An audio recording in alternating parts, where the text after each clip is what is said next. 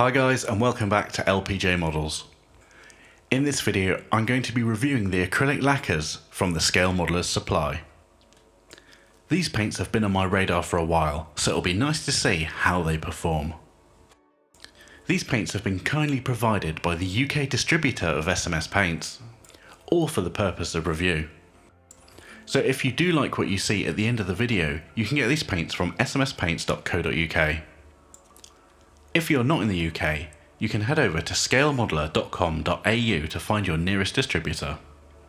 These paints come in 30ml bottles and are lacquers, and they retail in the UK for £5.99. Now that initially may seem expensive, but in reality it's the same price per milliliter as Tamiya paint. The range is also pretty comprehensive, so whatever project you've got going, they've probably got you covered. Anyway, let's take a closer look at these SMS paints. SMS had provided a spraying guide on the back of the bottle, and this states to get best results, use a 0.3 needle and spray at around 12 to 15 psi.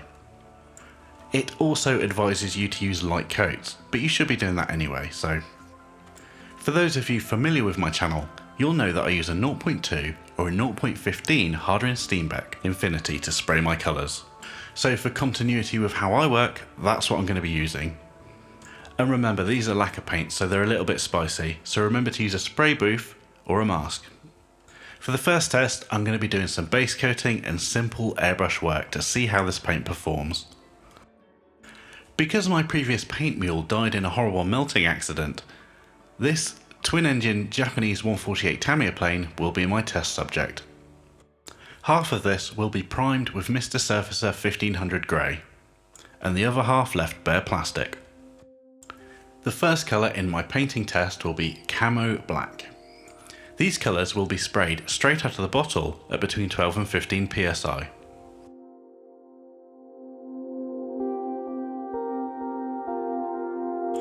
The first results with the black is quite promising. The paint's going down smoothly and evenly. It's also atomizing really nicely. The next colour for my test is Dark Green G4, which is a World War II British colour. You can also see here that I'm doing each test on both primed and the unprimed side of the model to make it fair. This paint seems to be a little thicker than the Camo Black, so it'll probably need a dropper thinner with your lacquer thinner of choice. This colour is also going down with a semi-gloss finish. So far it looks like these paints preserve detail really nicely, and that's a big plus in my book.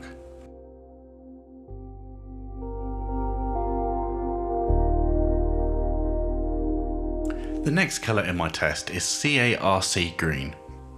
Now when this bottle arrived in the post, the lid was intact. But strangely, after opening and closing it a few times, the plastic on the top of the lid cracked, which isn't a great sign. Hopefully this is just a one-off. Cracked lid aside, the paint seems to be going down quite nicely. It is again a little bit thicker than I'd usually like, but I can always thin it. One thing I'm noticing about these paints as I'm using them is that they have a really good coverage. The lighter colours are covering the darker ones with ease, which is great, especially if you don't like using tons of paint. The next colour I'm going to test out is a red. Italian red to be specific, and we all know how easy red is to spray, right?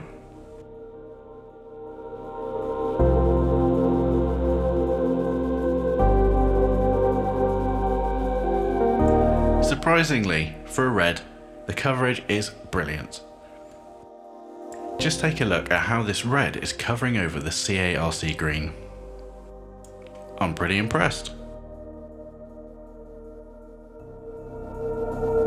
Now the next colour I'm going to take a look at is even more notorious than red. And you've probably guessed it, yellow. Trainer yellow to be precise. Now you might think, what an odd selection of colours, but I did choose these so that I could use them in a future project. So let's see how the yellow goes down. The yellow, like the red, is going down really nicely. And for normal spraying, you probably won't need to thin them. The coverage, being a yellow, is slightly weaker than the red, but it's still pretty strong. It built up to opacity with just a few passes, so again, it's pretty good. And the final colour I'm going to be doing in the normal colour range is white. So let's see how it sprays.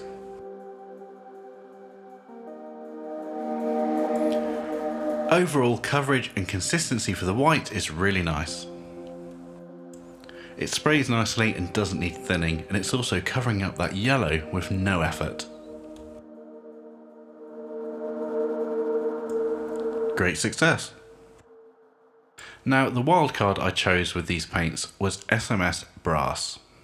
With the SMS Metallics, it's recommended to use a bigger nozzle and needle combination.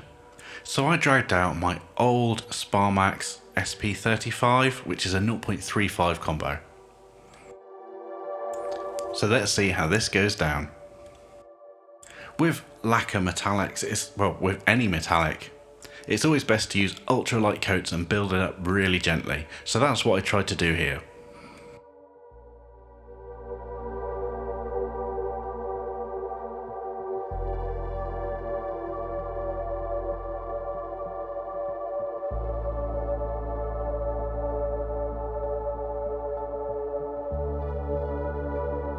This colour took many passes to build up to opacity, and also the pigment or the mica flakes looked quite large, so the finish ended up with a glittery sort of look, which isn't really what I'd want to see from a scale metallic colour. After spraying this, I did look up on some of the Facebook groups to see what other results people were having, and for this particular colour, the results were fairly similar. But for other metallics that you might use more often, the results looked a lot better. With hindsight, I wish I'd picked up some gunmetal or some silver to try out as well, because it would have been nice to see the difference with my own eyes. I am still going to be using this colour in my next build, so keep your eyes peeled for that next video, just in case I've managed to troubleshoot how to spray this paint a little bit better. There was one more annoying thing about this brass paint. The pigment got everywhere. This was from normal, fairly close, fairly controlled spraying, with the only difference being the airbrush I was using had a slightly bigger nozzle. Luckily, most of it was able to be brushed away with a stiff brush. But it does mean that this paint won't be very good for tactical spraying. You'll have to mask everything. I even had to reprime my Lazy Susan because glittery brass coloured pigments were getting everywhere. I know in the scale of things this is quite minor, but it could be a really frustrating experience. Anyway, let's do a roundup to how these spray in normal base coating conditions. First up, these paints spray really nicely. Straight out of the bottle they're alright, and they'll probably work really well with a 0.3 nozzle or above. But if you want to spray like I do, you probably want to thin them just a little bit to squeeze the most out of them. The coverage seems really good. Those lighter colours were covering the darker ones with ease. For doing base colour work, the bulk of these colours were easy to use. Straight out of the bottle into the airbrush cup and away you go. You can't argue with that. But the one thing that's left me scratching my head so far is that brass. It's just... what? But hopefully that's just an anomaly with the colour. As I said before, other metallics in the range seem to look okay, but I haven't tried them so I can't confirm it. Right, let's take a look at some detail spraying and how these work under a bit more pressure. Because of my results with the base coat spraying, I decided to thin these with Mr. Leveling Thinner to hopefully improve the flow for fine work. Because these paints are already fairly thin, I thin them at a ratio of 1:1, roughly.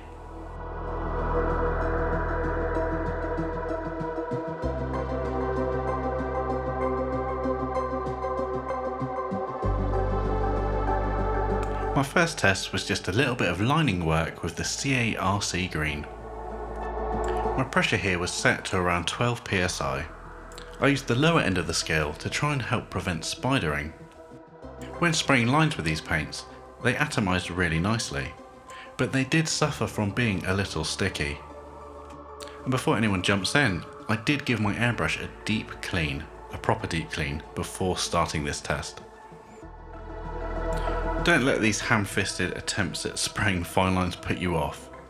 Like I said with my Humbrol review, all paints act slightly differently, and there's always going to be a small learning curve when you're starting with a new paint. It always takes a few goes just to dial it in and get comfortable with how they spray.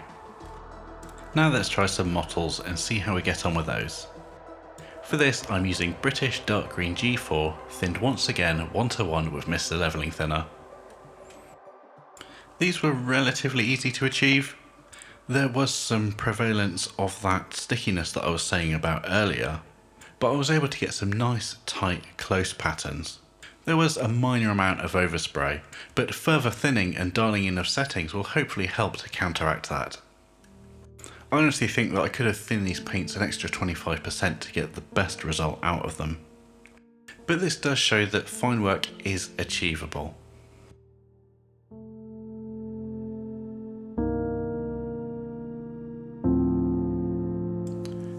In these tests, Camo Black went down a bit better than the two greens. Again, same thinning ratio. When testing the black, I just did some line work over some panel lines to see how it would lay down, and I was quite impressed.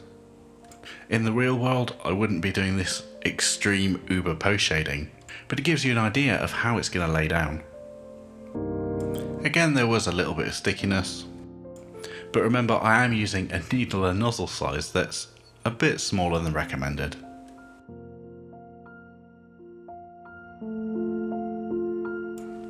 The paint's atomising quite nicely with this slightly thinner ratio, so I also tried out some streaking and shading. This came out quite nicely, the paint diffused well and there was minimal, textured overspray, the kind of overspray you don't want with these kind of effects. Alright, let's see how these paints work for something like black basing. The first colour I'm going to be using is CARC Green. I'm definitely able to build up some really nice mottles here. The only downside is the paints have got really good coverage, so you're either going to have to thin them a lot more or be a lot more careful with how you build up your colour. That being said, it was pretty easy to build up a decent black based effect. I'll just speed up the footage a bit to show you how I got on.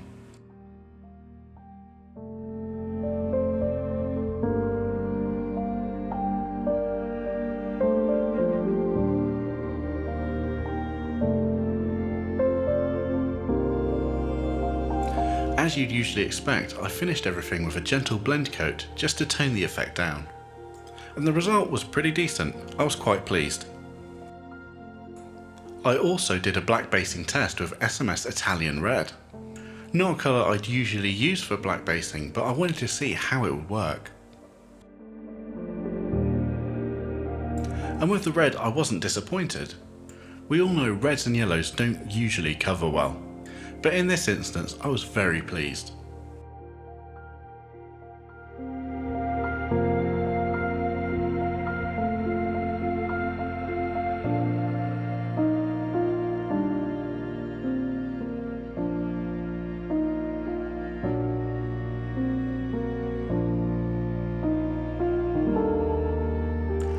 And after the final blend was done, it looked really cool. Brilliant. Okay, let's do a roundup at how these paints spray for detail. The first point I'd like to make is these paints probably are going to need a little bit more thinning just to get them to flow better for fine detail work. Now that's not necessarily a bad thing because most pre-thinned paints aren't thin enough out of the bottle anyway, with maybe the exception of MRP. So it's usually good practice anyway to play with the thinning ratios before you commit to detail painting. My second point is the coverage is still brilliant, even when the paints have been slightly thinned. This gives you the benefit of being able to do effects with fewer passes. And in my book that means less chance of making a mistake. Thirdly, it does say this on the bottle, but these paints definitely prefer a nozzle combination bigger than 0.15. In my setup they were a tad sticky, and I think that was due to my nozzle size. I think as a safe bet you'll be okay with anything bigger than 0.2. Or if you're like me and you only have one very fine size for main work, then just thin them a bit more. And finally, like with all paints, you will need to play around with your pressure and the thinness of your paint to get the best results. This isn't a negative result, it's more a reminder to play around until you can get the paint to spray how you like it to spray.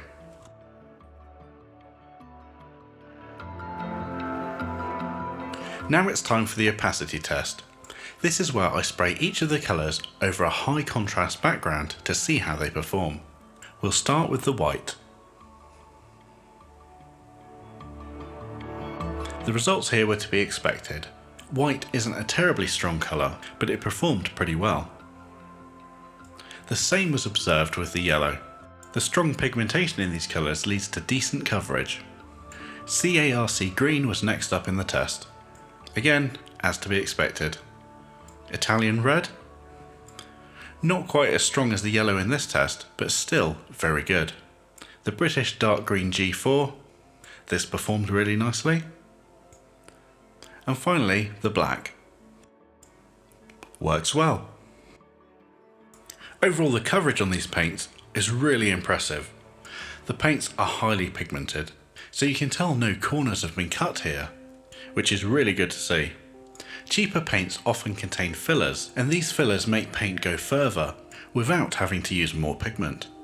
And quite often this contributes to the translucent sort of look you get with cheaper paints. Anyway, I'm going off on a tangent, there's none of that here, and the performance of coverage is really good. Let's get on to the fun bit, the durability test. First up, I'm going to do some scratches with my fingernail on the unprimed side. I'm applying a reasonable amount of pressure here, and I do try to keep it consistent throughout the tests. For the most part, the paint was left intact, but there was a small scratch that revealed a tiny amount of bare plastic. A toothpick is usually less forgiving. For the most part, the surface of the paint was just burnished. Some bare plastic was revealed on the CARC green. But for the most part, this was pretty tough. Now let's test the side that's been primed with Mr. Surfacer 1500 Grey. This worked better for the fingernail test, but when I attacked it with a toothpick, more grey ended up showing through than on the unprimed side. Overall, for accidental scratches and knocks, the paint is still really durable, primed and unprimed, even though I'd always recommend you prime your models. Right, let's see how this SMS paint stands up to some sanding. First up, I'll be priming the primed side with a nail file. What I'm looking for here is paint peel. Being able to blend in a blemish over a previously painted paint job is really important, and that's why I do this test. If the edges sand smooth and feathered, then there'll be no problem. The second pass, I'm using an Infinimodel 800 grit soft sanding stick.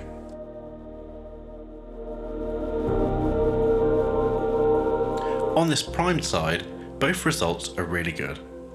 Let's try the other side. First with the nail file.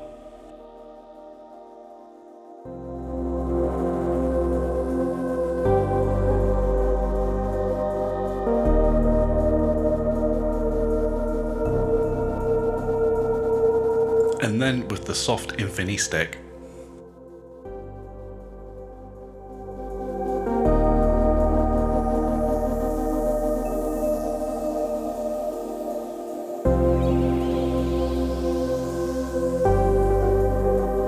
Again, both tests performed well. The next step under the durability test is reactivity. And first up, we're going to be using the standard Micro Sol and Set. So how does this paint hold up to different chemicals without a clear coat? To be expected, there was no reaction with Micro Sol. Results were similar with Micro Set, which is good because Micro Set is a little bit more reactive.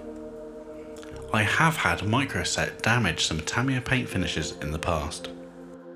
Next up is Mr. Setter Neo. Again, quite an inert product. So predictably, this didn't do anything to the paint finish. With Mr. Mark Softer, the results were the same.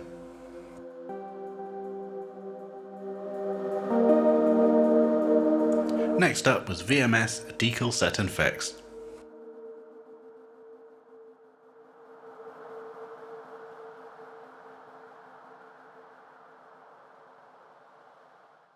And there's no problems here. Next up is VMS Decal Softener.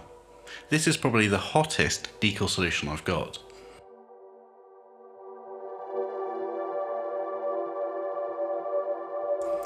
And the paint holds up really well.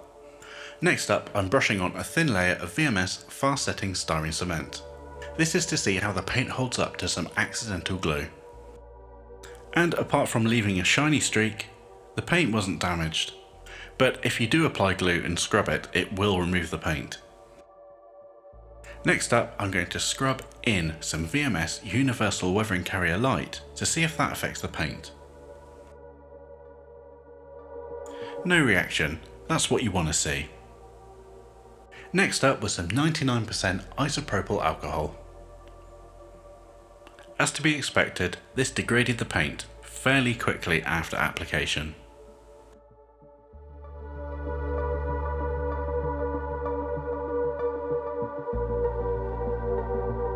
And for thoroughness, I brushed on some Mr. Leveling Thinner just to see what would happen.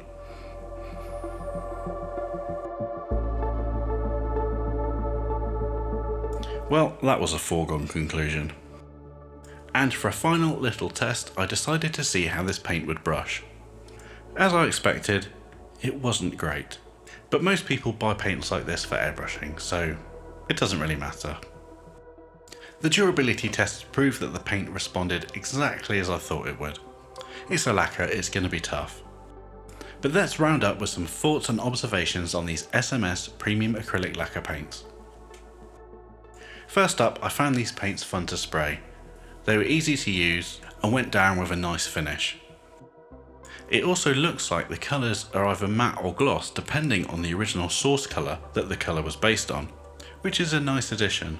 The sheen of the paint is stated on the bottle, as you can see in the image, but it is very small. But I think a lot of modelers today rely on clear coats instead of an actual matte or gloss base paint. So in the end, I don't think that matters too much. The paints, to be expected from a lacquer, are very durable. I can't grumble with how the paints reacted in the stress test. Passed with flying colours, both on the primed and the unprimed sides of the plane. The SMS paints also withstood all of the setting solutions I threw at it. So for those of you like me, who try to use as few clear coats as possible, then that's ideal. Next up, the coverage of the paint. The coverage of this paint is exceptional, and it's up there with the best of them. It was nice to see consistency of coverage between the white, the red, the yellow, and the camo colours. Usually there is some compromise along the line, but not here. Very impressed with that. The next point I'd like to make comes with a huge caveat.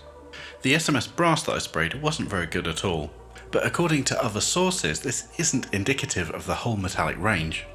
But I'd like to get my hands on some of the other metallic colours to try it out myself. I'm not going to say the metallics are terrible, just approach with caution. As a final note, you will be able to see these paints in action on my next build video. So as well as a paint review, I'm going to show you how they work in the real world. So keep your eyes peeled for that one. I'd also like to thank Luke from Froome Model Centre and smspaints.co.uk for sending these out to me for review. And I hope you found this video helpful. And lastly but not least, of course, I'd like to thank my patrons for supporting my work. You guys are amazing, thank you so much. Anyway, I'm James from LPJ Models, I'll see you in the next one.